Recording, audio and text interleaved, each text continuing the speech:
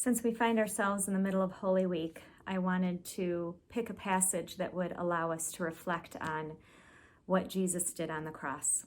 So today I'm going to be reading from Romans 5, 6 through 8. It says this: "You see, at just the right time, when we were still powerless, Christ died for the ungodly. Very rarely will anyone die for a righteous person, though for a good person someone might possibly dare to die. But God demonstrates his own love for us in this: while we were still sinners, Christ died for us." In another translation, the word powerless in that first verse is sometimes translated as helpless.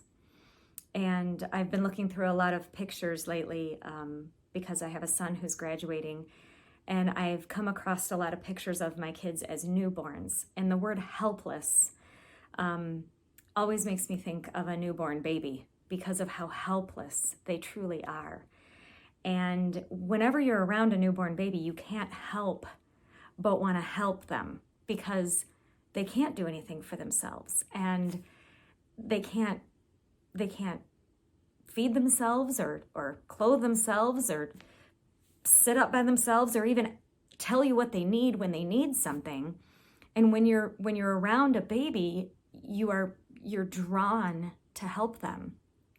And in this verse, it reminds us that while we were helpless, while we were still helpless, still powerless, Christ died for us. And that's an important distinction because it goes on in verse 7 to say that it says that very rarely will someone die for someone who's righteous, and it says, maybe if someone's good enough. And the reason why it's saying this is essentially because as people, we always want to decide if someone's good enough for something.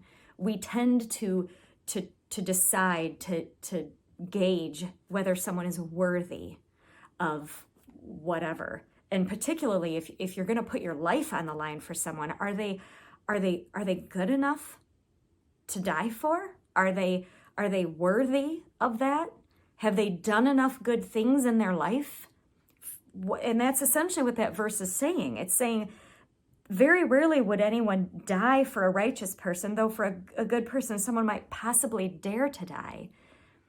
But then it goes on to say, but God demonstrated his love for us in this: while we were still sinners, he died for us. He didn't wait until we were worthy. He didn't gauge our goodness on whether or not he was going to come to the rescue.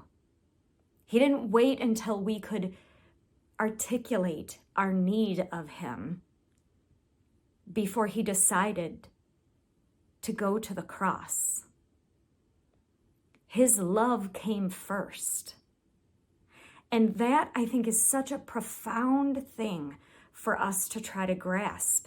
And I don't even know that our brains can fully grasp that, but we can try. My hope is that this week, as we head into and look forward to Good Friday and Easter, and even beyond that, if you're watching this and it's already past Holy Week and we're already past Easter Sunday, this is an important reminder, no matter what time of year we're in, is how powerful God's love is for us. And that love that he has poured out for us is a love that he wants us to then pour out for others. In 1 Corinthians 16:14, it says, "Do everything in love." Everything. It doesn't say do everything in love if other people have done loving things to us first. That's not what it says. Do everything in love.